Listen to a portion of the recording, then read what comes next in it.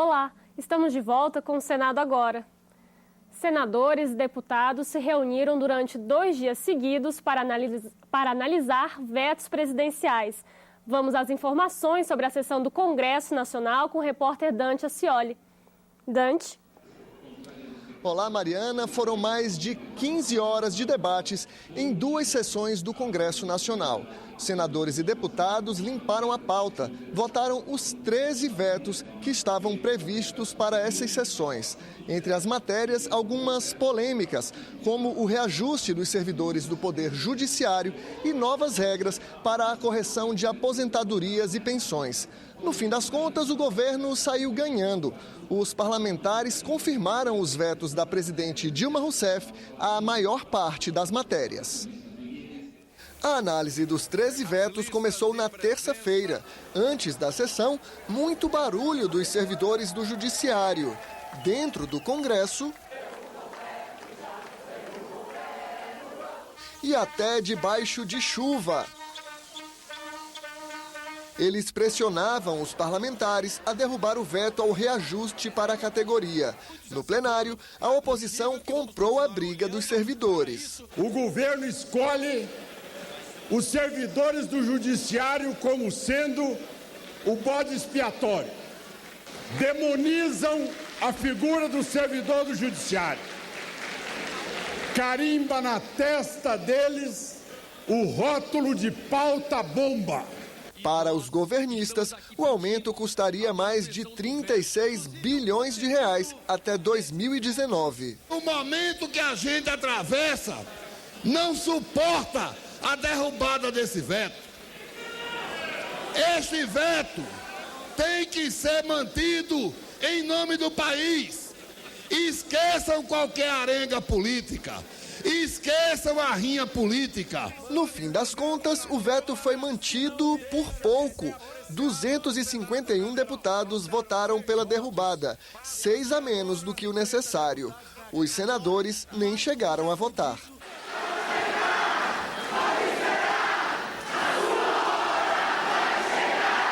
Na sessão de terça-feira, o Congresso manteve outros 7 vetos da presidente Dilma Rousseff.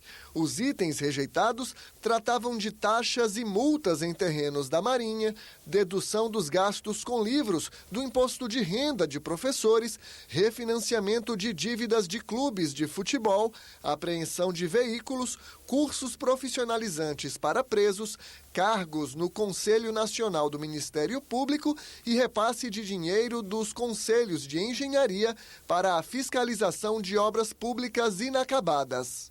Nesta quarta-feira, o Congresso voltou a se reunir para analisar os 5 vetos que ainda estavam na pauta. Um deles rejeita um projeto que estende a todos os aposentados e pensionistas os mesmos critérios de correção do salário mínimo. A oposição tentou esvaziar a sessão. Como não conseguiu, defendeu a derrubada do veto. A diferença é de 77% a mais para o salário mínimo, esta diferença em desfavor do aposentado brasileiro. Daí é dizer que nós temos uma política boa para o salário mínimo, mas temos uma política muito ruim para os aposentados brasileiros. Mas, segundo os governistas, a Previdência não teria como pagar aos aposentados um reajuste igual ao dos trabalhadores da ativa. Indexar essa valorização, a política do salário mínimo, uma política que está dando certo, que está fazendo com que milhares de brasileiros melhorem sua renda, tenham um poder maior de compra, é uma irresponsabilidade. O Brasil não consegue sustentar essa conta. O veto foi mantido, assim como outros 2 que estavam na pauta. Eles tratavam da contribuição patronal para o setor têxtil e do financiamento empresarial das campanhas eleitorais. O governo sofreu uma derrota. Foi no projeto que dá prazo de 15 dias para que bancos e tribunais transfiram a estados e municípios o dinheiro de depósitos judiciais. O Congresso também derrubou o veto da presidente Dilma Rousseff ao projeto que determinava a impressão de votos pelas urnas eletrônicas e manteve outro que isenta de impostos e empreendimentos instalados no Nordeste e na Amazônia. Depois de limpar a pauta de vetos, os parlamentares iniciaram a apreciação de projetos que tratam de matérias orçamentárias. Foram 4 projetos. O mais polêmico deles, o que aguardava para ser votado há muito tempo aqui pelo Congresso, prevê a destinação de 368 milhões de reais para o pagamento de aposentadorias e pensões a mais de 10 mil filiados do Instituto Aeros, o fundo de pensão dos ex-empregados da Varig e da Transbrasil. O presidente do Congresso, senador Renan Calheiros, anunciou para a próxima terça-feira uma nova sessão do Congresso. Os parlamentares devem analisar 3 novos vetos que já estão na pauta, o projeto de lei de diretrizes orçamentárias e um projeto que já foi aprovado pela Comissão Mista de Orçamento, que permite a redução da meta fiscal do governo e autoriza o Poder Executivo a fechar 2015 com um déficit primário de quase 120 bilhões de reais. Nós voltamos ao estúdio com Mariana Capello. Obrigada, Dante. O ministro da Fazenda é favorável ao projeto de resolução para limitar a dívida pública da União. Joaquim Levy participou de um debate acirrado na Comissão de Assuntos Econômicos, que deve votar a matéria na próxima semana. Limites ao endividamento já valem para estados e municípios. Hoje, a dívida bruta da União ultrapassa os 3,5 trilhões de reais, cerca de 60% do produto interno bruto, riqueza gerada no país durante um ano. A proposta em análise na Comissão de Assuntos Econômicos estabelece limites para esse montante.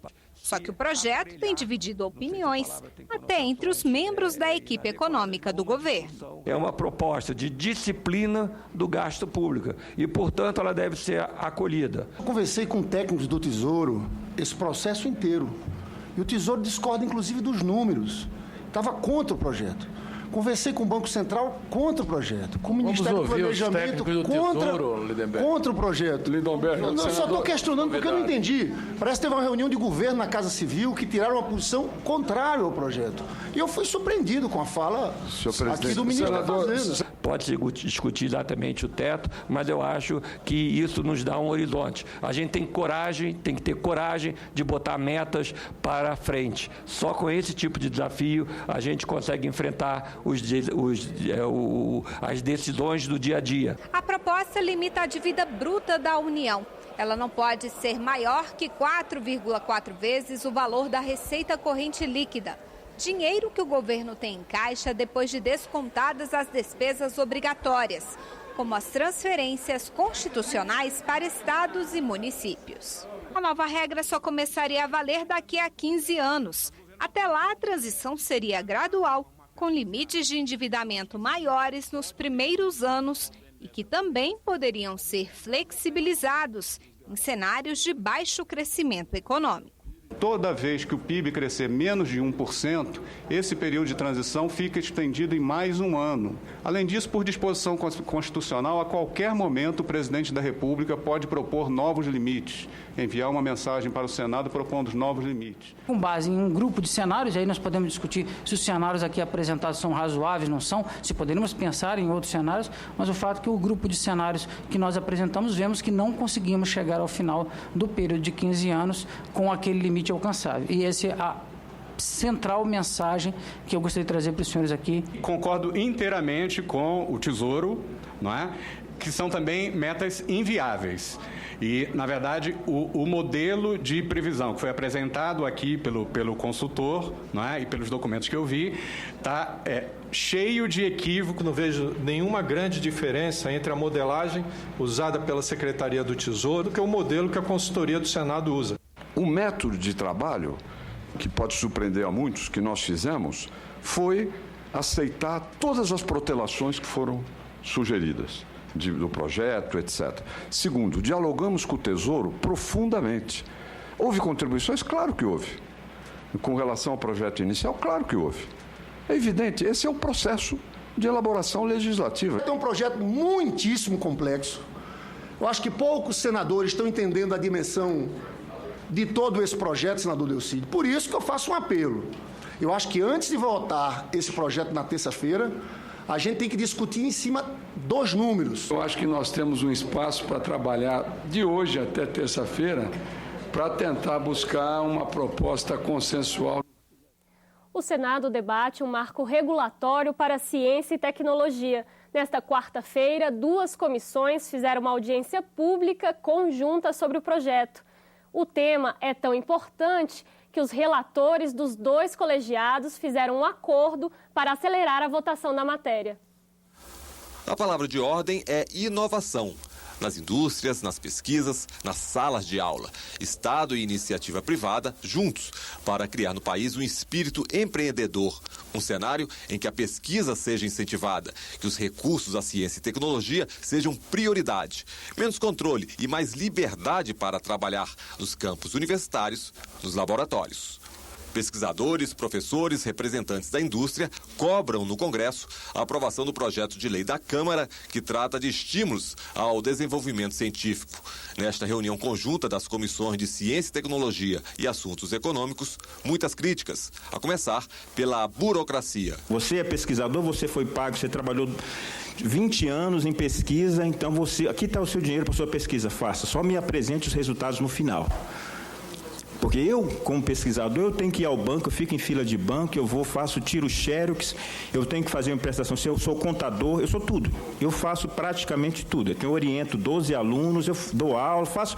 Então é muito trabalho nas costas do pesquisador. E se o assunto for o ranking da inovação, o Brasil está ficando para trás. No Índice Global de Competitividade 2015-2016 do World Economic Forum, caímos 18 posições, ficando em 75º lugar. Os pesquisadores querem o Estado como parceiro nas iniciativas empreendedoras. O Estado pode participar minoritário das empresas inovadoras, das startups, das empresas que criam processos de produto. Isto é uma revolução. Os relatores são só elogios ao projeto de lei. Agora é um código, agora é uma lei que regulamenta as parcerias das universidades, dos centros de pesquisa com o setor privado, com o Estado brasileiro, que coloca o Brasil no século XXI do ponto de vista da ciência, tecnologia e da inovação. Depois da audiência pública, agora é aprovar o projeto de lei da Câmara. Os relatores já avisaram, não vão alterar o projeto original. O objetivo é que ele passe pelas comissões, vá a plenário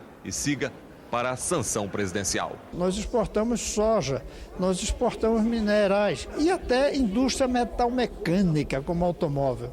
Está na hora de a gente exportar conhecimento, remédios, equipamentos médicos. Mulheres que tiveram filhos prematuros podem ganhar mais tempo para ficar com os bebês.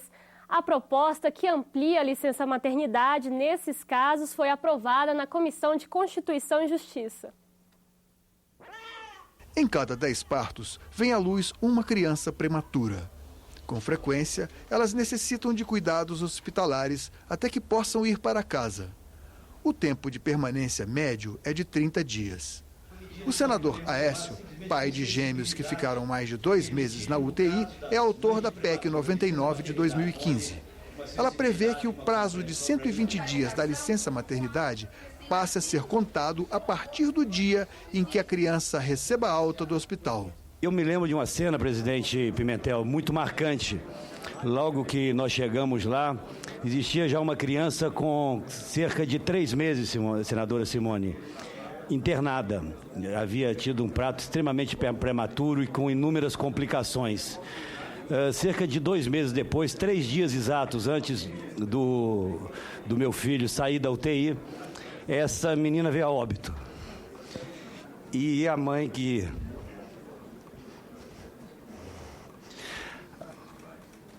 A mãe que havia ficado muito próxima da minha esposa, me deu um abraço muito afetuoso e disse: estou indo para casa sem minha filha e sem meu emprego.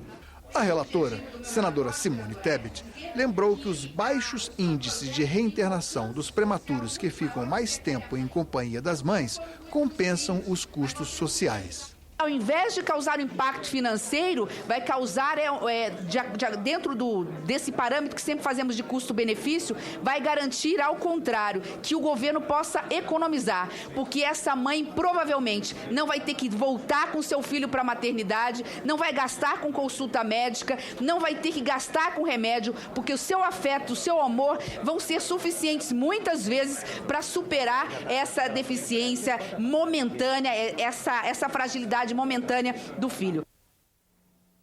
A proposta de emenda à Constituição segue para o plenário, onde tem que passar por 2 turnos de votação. Se for aprovada, segue para a Câmara dos Deputados.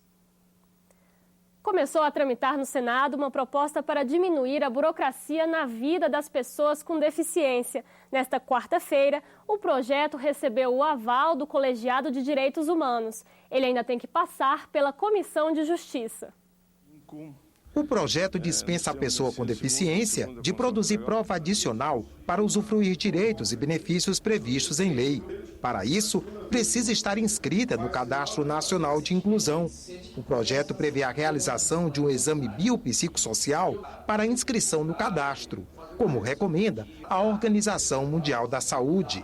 Evita essa burocracia da pessoa com todas as suas deficiências ter que ficar justificando, explicando o que já foi explicado. Os senadores aprovaram ainda requerimentos pedindo a realização de várias audiências públicas. Entre elas, a que pretende discutir a situação dos povos indígenas. Já há alguns dias, dezenas de índios encontram-se em frente ao Congresso, reivindicando a rejeição da proposta de emenda à Constituição 215, que tramita na Câmara. A PEC dá ao Congresso a palavra final na demarcação de terras indígenas, hoje uma atribuição do Poder Executivo. Há uma inquietação, uma preocupação enorme nas aldeias, nas comunidades, nas malocas, como quer que seja, de forma que os povos indígenas estão inquietos, estão intranquilos, e eles querem uma audiência aqui nessa comissão. Aproveitaremos essa audiência pública para discutir esse projeto citado por Vossa Excelência e outros que têm o mesmo objetivo. A PEC 215, que altera as demarcações de terras indígenas, ainda será votada nas 2 casas do Congresso Nacional. O senador Renan Calheiros vai pedir à polícia que investigue se existem armas entre o grupo acampado em frente ao Congresso Nacional. São militantes que querem o impeachment da presidente Dilma Rousseff e a volta dos militares ao poder. Nesta quarta-feira, houve tumulto entre o grupo e as participantes da Marcha das Mulheres Negras. Segundo a PM, tiros foram disparados por 2 manifestantes pró-impeachment, que são policiais civis. Ambos foram detidos. O presidente do Congresso Nacional considerou o assunto muito grave.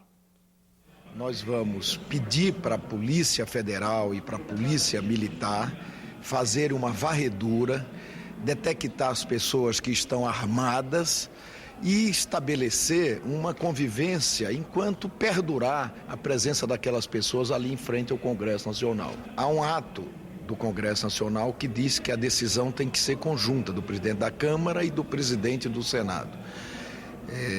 E nós vamos trabalhar para fazer isso consensualmente, fazer a transferência dessas pessoas para a área onde é permitida que elas fiquem, que é a área depois do asfalto. Em quanto tempo?